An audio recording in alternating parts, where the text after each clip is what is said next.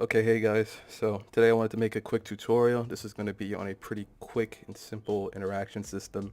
This is meant to be pretty universal, and this is going to be something where we can do things like interact with a door, interact with buttons, maybe even something we want to pick up. Just an example, if we jump in, this is continuing off of my last tutorial, pretty long, but this is going to be a lot shorter. If we come up to this door frame, we don't have any trigger boxes here, and if we do something even like miss the door itself, like hit the frame, it's not going to open the door. But if we do something like look at the door and actually try and interact with it, it's going to open the door. I'm going to show you exactly how to make this. Alrighty, so basically it's jumping into it. I just want to show you guys this BP blueprint. If you guys want to know how this is done, this is just a simple custom event.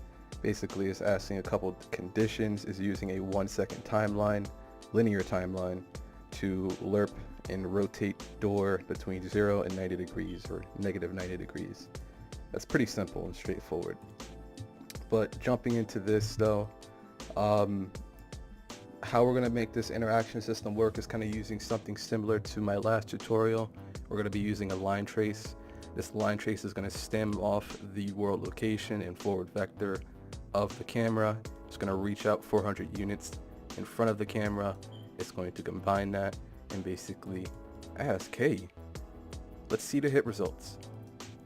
However, we can't do anything with just this. We gotta actually have an interface. We need to figure out what we're gonna be talking to, and that's basically gonna be the main part of this. So here we actually have a BP interface, but just to show you how this is done from scratch, let's go over to a folder I created called BP interface, or really just interfaces.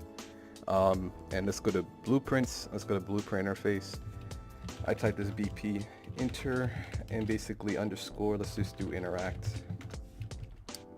Opening this up, we open up a new interface. All it is just functions, and we get to dictate what kind of functions we send through, or what kind of components, other pieces of data we send in through those functions when we call them. I'm just going to type in interact, and this is going to be the name of it, but we're not going to be using this one. I'm going to jump back to this one, but this is an example of what we're going to be using. When we create these, we're going to come to inputs, and we're going to be sending over pieces of data. First thing we want to do is actually send over the type of actor, what we actually interacted with. We do need to actually send this as the individual pin. I like to just type in actor. We're going to send over the actor component. If I can spell it.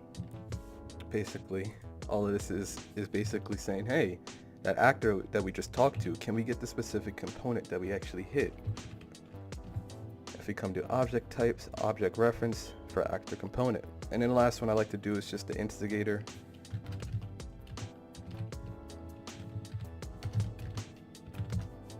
I'm a slow typer, but this is basically saying who tried to interact with us. You know, was this an AI? Was this a specific type of enemy?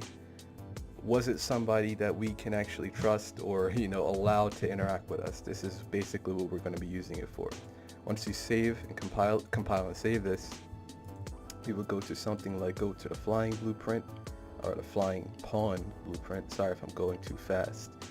If we come up to class settings, we would come up here and we would basically set up and implement this interface.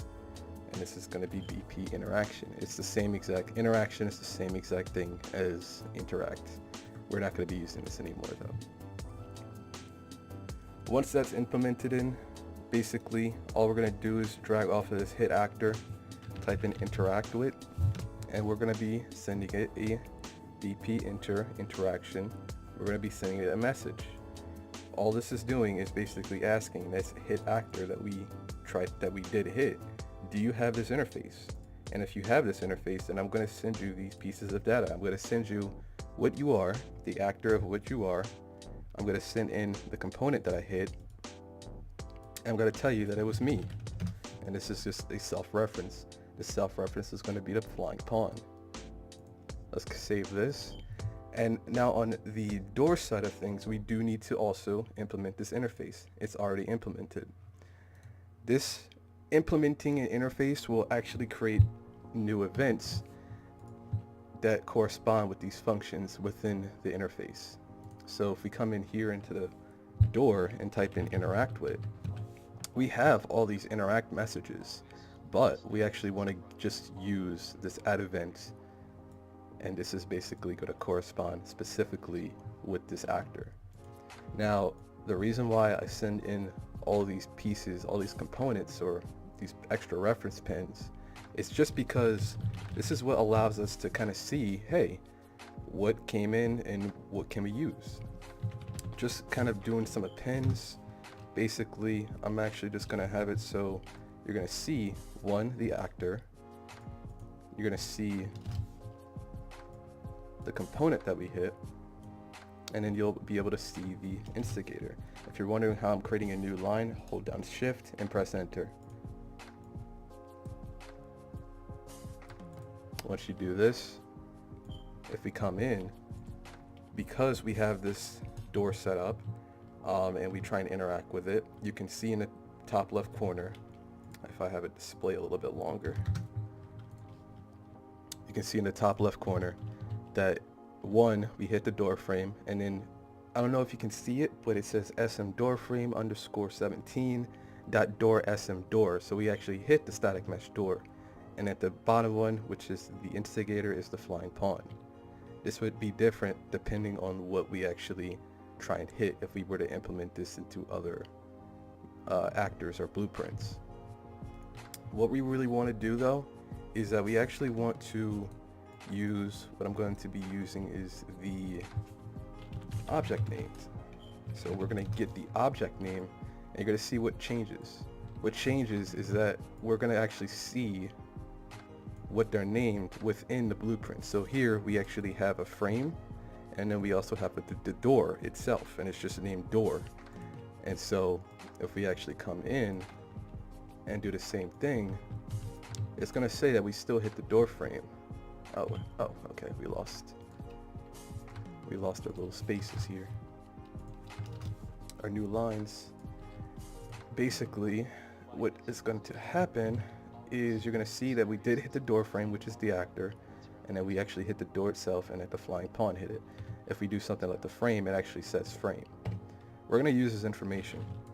So just because I'm specific with it, I like to be explicit. I don't like using trigger boxes. Just so we're actually pointing and clicking at something. This is what I would use if you have an actor that is a keypad. You can have different buttons on the keypad to figure out, hey, button 1, you hit component button 1, you hit component button 7, and this will dictate what you actually kind of do within this blueprint. We're going to type in get actor, or get object name, and we're just going to type in contain. And this is just going to be asking, hey, did we hit the door? This is going to be specific to this. We're going to use case just to be a little bit more explicit. We're going to use an if statement and ask, hey, did we actually hit something? And it was the component, the door itself. If we did do that, we're going to actually trigger the door. Once that's done, if we jump in, we can hit the frame all we want, we can hit the wall all we want, we can be in this vicinity and basically hit whatever is around it. Only if we hit the door itself, it's going to open the door. And that's it. You can make customizations to this all you want. You can make it more or less, you can make it more simple, more complex, and it's universal. And something that's kind of like a little heads up to my next tutorial, you can use it to pick up a weapon. I hope you guys enjoyed this tutorial. Until next time.